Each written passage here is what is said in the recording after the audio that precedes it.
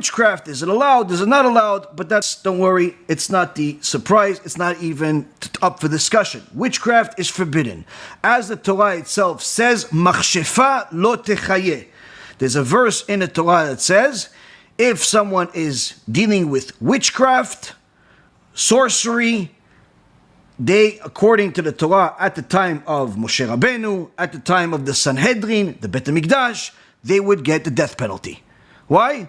Witchcraft is not tolerated whatsoever in Judaism. Now, why do people go to witchcraft if it's forbidden? Now, of course, the easy explanation would be that they're not religious. No, but I'm not talking about they're not religious. I'm talking about people that are religious. They do keep Shabbat. They do, dress modestly. They eat kosher. They give tzedakah.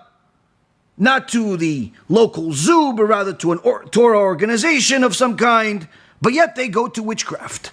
Witchcraft like the famous Arab woman that lives in Yafo, or the people that deal with tarot cards, or read in the coffee, or all types of fortune tellers, all types of mumbo-jumbo types of con men, and some of them even look like they are, mekubalim. But again, to a mekubal, I can tell you one thing for sure, is not going to do the things that people that call themselves mekubalim today and charge an extraordinary amount of money do. I've met a few, and the behavior of the real one versus the fake ones is literally such a world of difference that it's surprising that people even fall for this trap. But again, ignorance, unfortunately, is a disease worse than corona, or at least the vaccine, or at least the corona. I'm not sure which one was worse. Anyway, witchcraft, Rabotai, is forbidden. There's no permission for witchcraft. There is something called Kabbalah Ma'asit.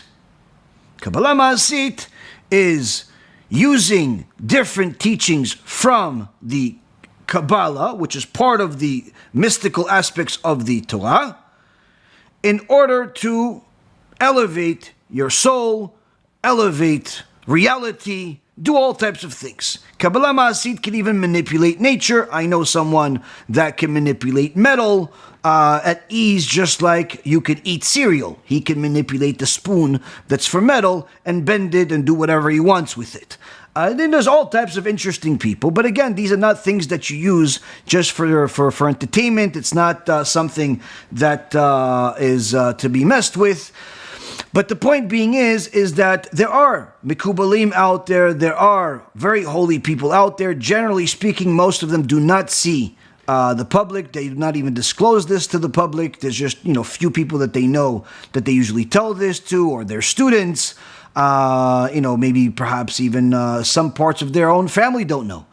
Either way, to get yourself to a point of being able to practice Kabbalah Ma'asit means that you have a command, an expertise over all of the foundational principles of the Torah and teachings of the Torah, meaning you have a complete command over the Shas Bavli, Shas Yerushalmi, Shulchan Aruch, the Poskim, the Tanakh, of course, the Zohar, and a lot of other things that most people are most likely unaware that they even exist, needless to say, have read them.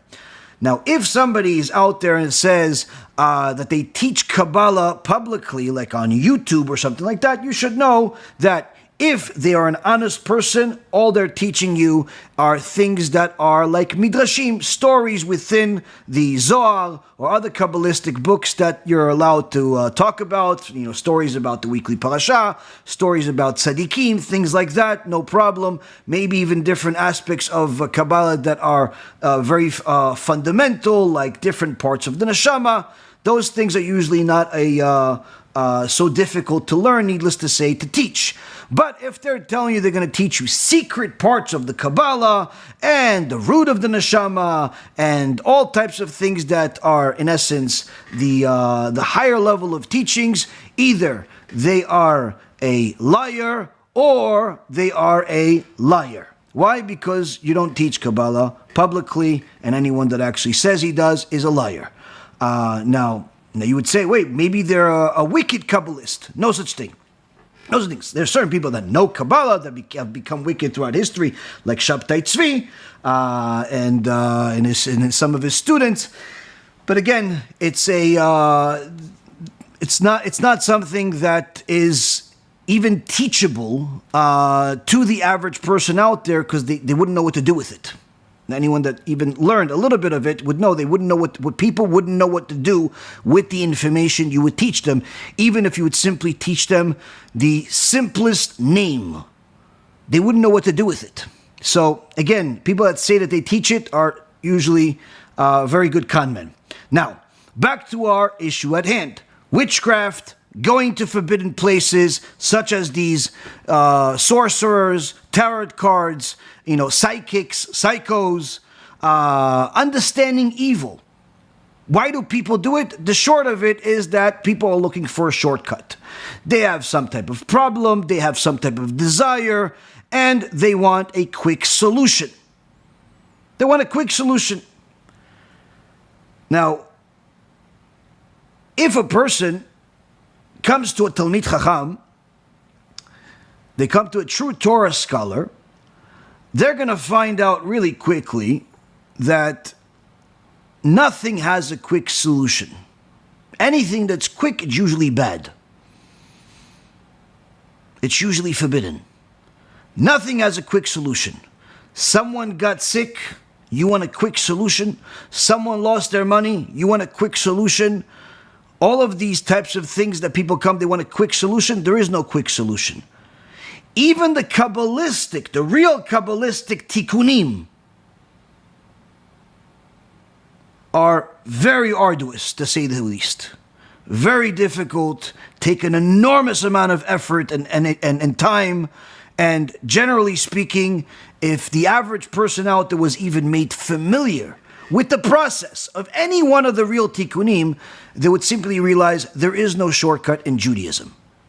Anything that's introduced to you as a shortcut, it's usually a long cut. What do I mean by long cut? It could usually create more problems than good.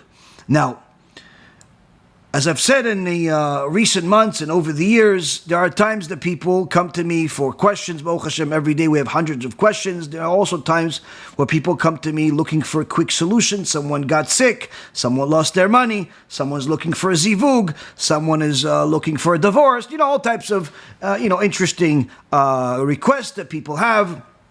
And I try to guide them to the best of my ability, of course, always under the guidance of my rabbi, Rabbi Ephraim.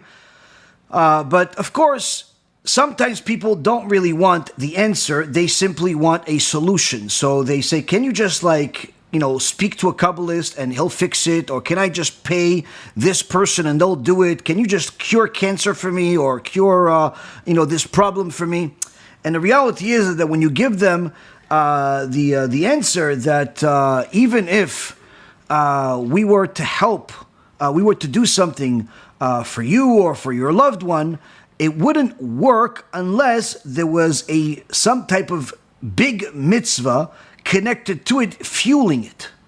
Meaning, the change and the tikkun cannot just be on the so-called tzaddik's hands.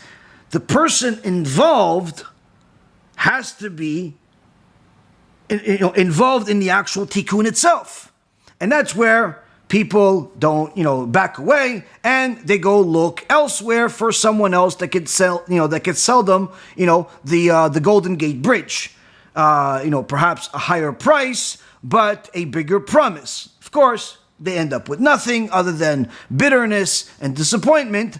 But needless to say, there are constantly people looking for a quick solution, whether it's the request that I get from people, oh, Rabbi, how can I make a quick 10,000 this month?